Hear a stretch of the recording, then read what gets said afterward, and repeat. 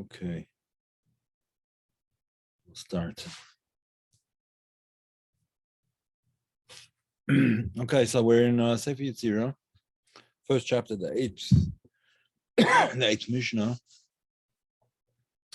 As usual, I'll just read it in Hebrew first, and then we'll read the English translation, Kaplan's translation, Rabbi Kaplan's translation. I just want to point out over here that this is somewhat of an unusual Mishnah in the sense that there are actually a couple of versions of it, or several versions of it, which give somewhat of a different sense of what's really going on. I'm going to explain it according to the version that I personally prefer, which is the version that is preferred by the Hasidic masters. But nevertheless, Rabbi Kaplan has a slightly different version. So I will point it out when we get there. Again, we are talking about the 10 Sfirot, which you call the Eser Sfirot Blima, the 10 Sfirot without substance. Bloim pichem ledaber, shut your mouth from speaking. In other words, close your mouth, don't speak about them. Velibcha milaharer, and your heart from contemplating or from thinking. Bimratz picha ledaber, if your mouth runs to talk, velibcha laharer, and your heart to think. Shoiv lamakoim, return to the place. Now, in other versions, it says shoiv le'echad. That's the version that I personally prefer, and I'll explain why later. Shoiv le'echad, return to the oneness. And I'll explain that when we get there. Shlachach ne'emar, and therefore it says in Ezekiel, v'achayot ratzov v'shov. This is from the vision of Ezekiel in the first chapter of Ezekiel, where he speaks about the the divine chariot that was seen in an allegorical or metaphorical vision by Ezekiel. When he saw it as a chariot being pulled by wild animals, by chayot. But of course, that's not the intention. The intention is not that there is some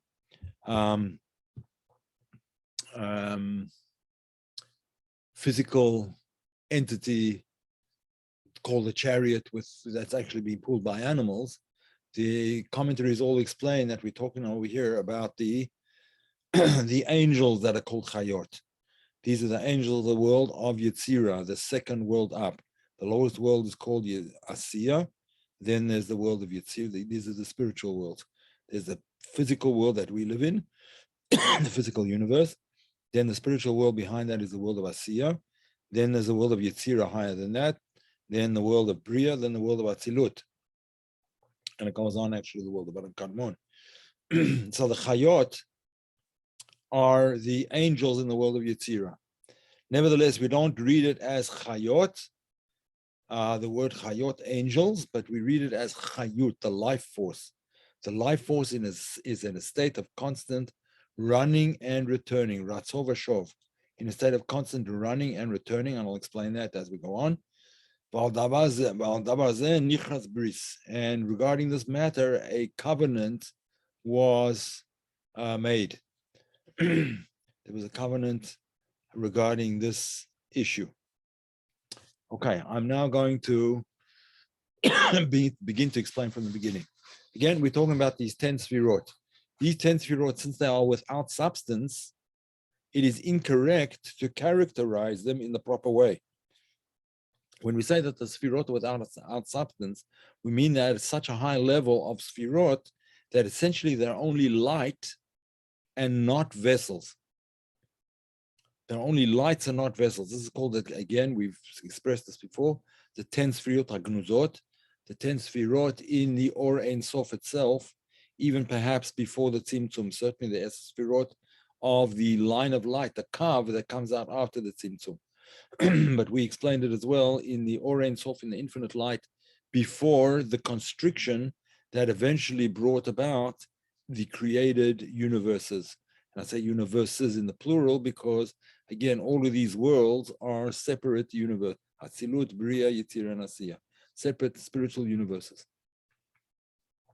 Contiguous ones, but nevertheless different ones. So he starts off and he says like this: close your mouth. Oh, I didn't read the English, did I? 10 Sefirot of nothingness. Bridle your mouth from speaking, your heart from thinking. If your heart runs, return to the place. It is therefore written, the Chayot, running and returning in Ezekiel. Regarding this, a covenant was made. Okay. Okay, I'm now going to go on and speak about that first line. We spoke about the 10 Sefirot of nothingness, the 10 Sefirot, the Esses Sefirot of Nuzot, the 10 Sefirot without substance. And he says, close your mouth. Shut your mouth, don't speak. And your heart should not think. Since we're talking about an extremely high level of the Sefirot, we're talking about the light of the Sefirot at this very lofty level. Language cannot capture such a lofty level. No matter what the language is, it cannot capture that level in terms of explanation. So therefore, don't speak, listen. And the same thing is true. Don't let your heart think thoughts. In other words, don't use your imagination. Let your mind be still, and whatever revelation comes into your mind is what you are seeking. I will express this a little bit more clearly by explaining that there's a Mishna, there's a rabbinic teaching in Pirkei Avot, in the Ethics of the Fathers, which is a chapter, which is a section of the Mishnah that we study at least annually, for a few weeks during the summer, if not on a more regular basis. But in any event, it says over there that Sayag LaChochma Shtika, the fence around wisdom is silence. In other words, blabbing your mouth off and blurting out all kinds of things all the time is the sign of the opposite of wisdom. The sign of wisdom is silence. Now, that doesn't mean silence at all times. It means silence at the appropriate times.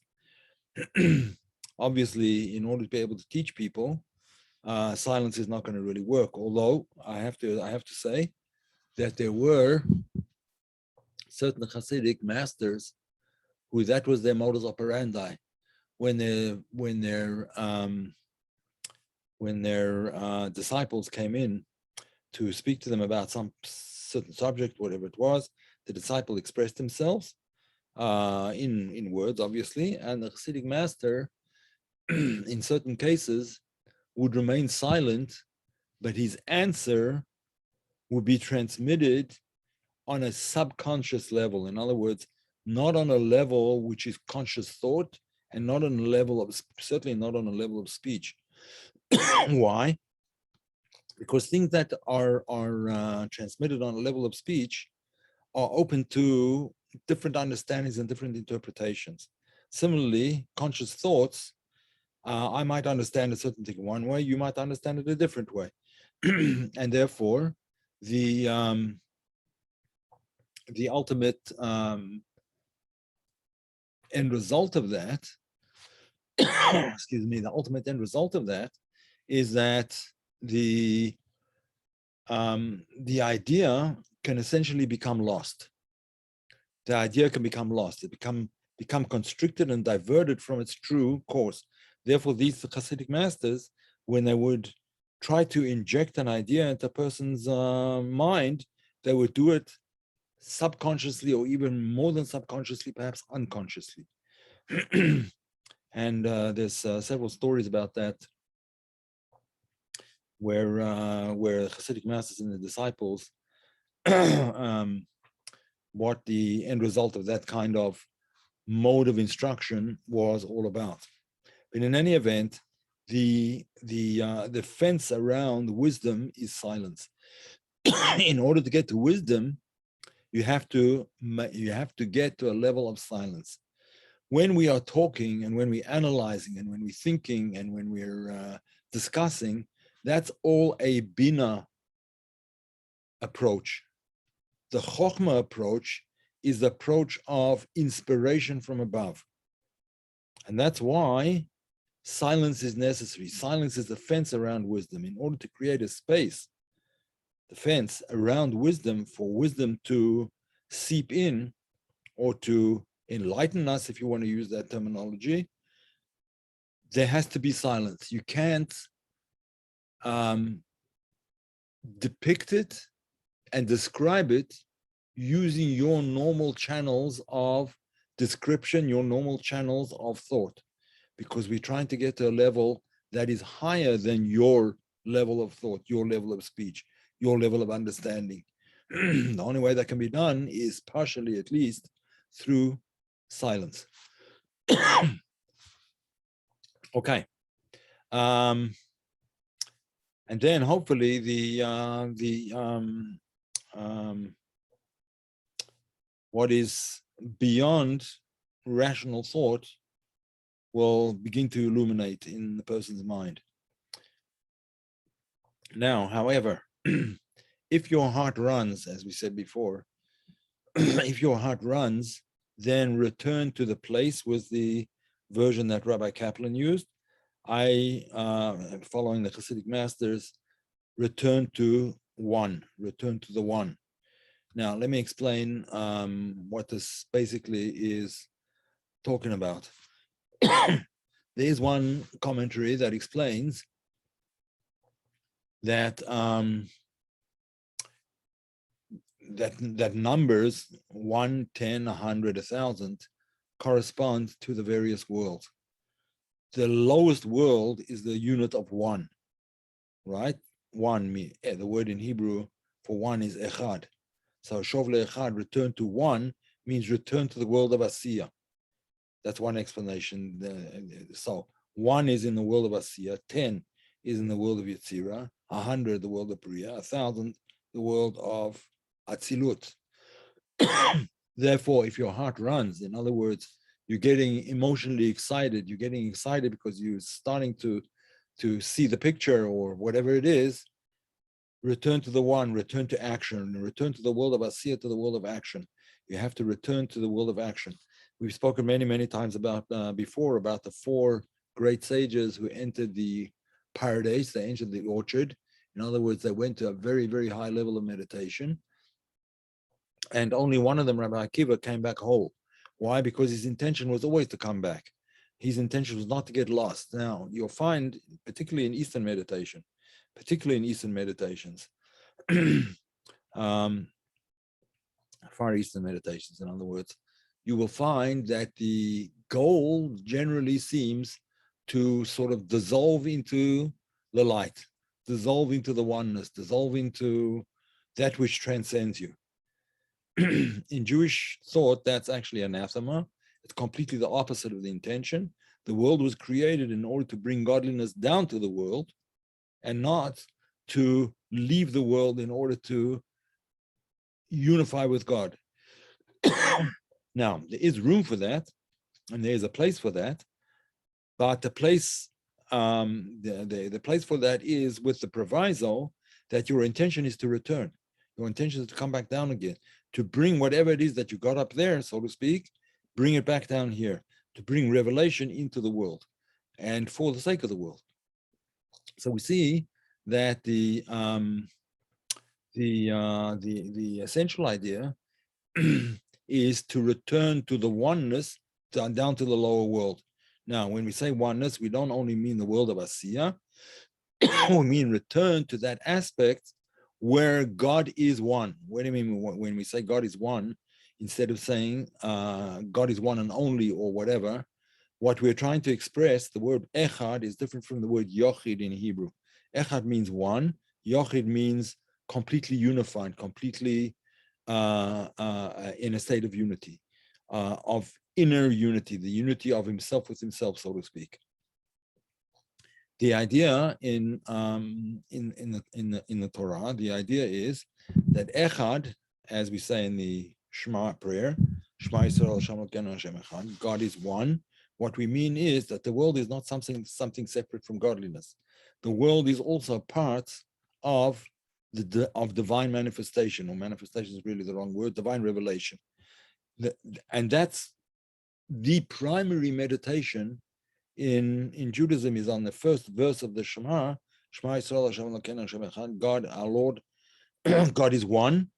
Doesn't mean there's only one God. It means that all of existence is all one. It's all comes from that same source, and all of it is a display of the unity, the indivisible unity of the divine. That's why we use the term echad, because it shows that idea of oneness. In fact, the word echad in Hebrew is aleph, chet, daled. So they say that the aleph is alufo shel olam, that's God. Chet represents the 7 heavenly spheres, and the daled represents the earth. Chet is the 7 heavenly spheres and the earth, and then the daled represents the 4 directions of space, the 4 of space in this physical world. So the word echad shows the unity, the oneness of God, even in a world which seems to be completely separate. So that's the idea of returning to the one. In Rabbi Kaplan's version of it, Shov el HaMakom, return to the place. The explanations are basically similar, but do not capture this idea of the primary meditation being on the oneness of all of existence. Now, through this meditation, of course, one's heart can become overwhelmed, and one's heart can start to sort of catch on fire, so to speak. And and a person can desire to leave the world. The 2 sons of Aaron are a classic example. They brought a strange fire. It says an alien fire. What was the alien fire? A tremendous, overwhelming love that caused them to leave the world and never come back. Same thing with one of the sages that entered the paradise, that entered the orchard, the Garden of Eden, and didn't come back. And again, the purpose is to bring godliness into revelation down below. How is that done? That's done primarily through observing the commandments and the study of Torah. Okay. There's another version that says, return la'achor, turn behind you. In other words, return to, turn your back on it. In other words, return again, it's basically this more or less the same idea, but return to a place which is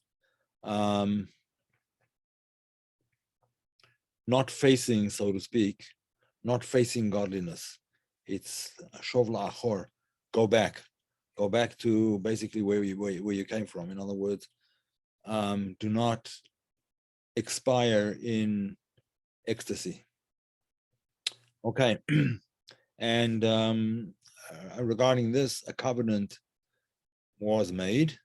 The covenant that was made was that the prophets and the sages and those who meditate on these things have made an agreement, so to speak, that they made an agreement, a divine agreement with the divine, that they will continue their work down below. The covenant is that we have to live in this world. We can't live somewhere in a cave up in the Himalayas meditating all day long on divine things, which we would love to do. But we have a covenant, we have a duty. We have a duty to perform. That duty was started with Abraham, and his whole mission in life was to publicize and make known the oneness of God in the world. And that too is the Brit, the covenant that we too have agreed to continue with. People who are not part of the covenant, this is a covenant that was made with the Jewish people, because we were willing to accept the Torah on Mount Sinai, even though we didn't know exactly what it meant and what was written in it. But nevertheless, Doesn't mean to say that those who are not part of the covenant are not obligated in some way, at least morally or ethically. They're not obligated to publicize godliness in the world. They are, but it's only a moral and ethical obligation. It's not a covenantal obligation. And therefore, the idea is that one always has to remember what is the purpose of ascending on high. The purpose of ascending on high is not to space out or to succumb to ecstasy. The purpose of ascending on high is to descend again, bringing back the goods, so to speak, down back to this lowly world, this world where we all find ourselves, and where we have to operate. Okay. You're welcome, Ben. Are there any questions?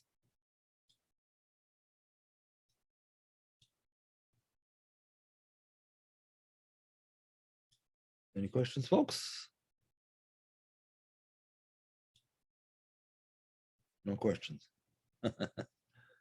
Oh, no.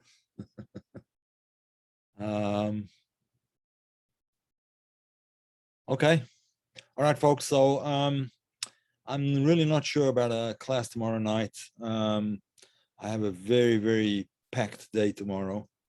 And I just don't think I'm going to be, I'm a little bit of a, our world is not, yeah, okay. Let me explain that. Let me just finish that idea. I don't think I'm going to have the, I'm still recovering from my infirmity, so to speak. But I'm hoping that maybe next week or the following week, well, it'll be Hanukkah already, maybe, so maybe not. But anyway, I don't think there'll be a class tomorrow night. So if something changes, I'll let you know, hopefully a little bit earlier on in the afternoon. Now, our world is not the world of Asiya. Our world is a physical world. Asiya is the spiritual aspect behind this world. In other words, even though they generally call this world the world of Asiya, the lowest world, the world of Asiya, and equate it with the physical universe in which we live, the world of Asiya is a spiritual world. It's not a physical world. The physical universe is the lowest part of the lowest aspect of the world of Asiya. So it's not essentially the world of Asiya, Leah. It's Malchut of Asiya, yes.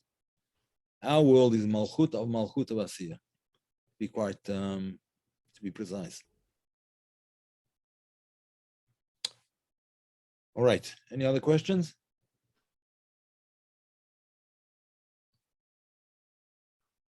Hello, Shelley, nice to see you from Australia. Sorry, I had trouble getting on. Thank you. No problem. It's going to be recorded. You'll find it on YouTube. Kabbalah Decoded. Thank you. Yeah, the Chet and the Dalet, what do they correspond to in, 1 second, what do they correspond to in the word Echad? So the Aleph corresponds to Alufo Shel Olam, the master of the worlds. In other words, the one, the word, the letter Aleph also is the numerical value of 1. The Chet corresponds to the 7 heavens, the seven levels, the 7 levels of manifest spirituality, which are called the 7 heavens. It's a Sefer Yetzirah, and the earth. And then the Dalet corresponds to physical space itself, the 4 directions of physical space. The sages in the meditation must begin with the intention to return. That's correct. They must begin with the intention to return, because otherwise one will get lost. Yeah.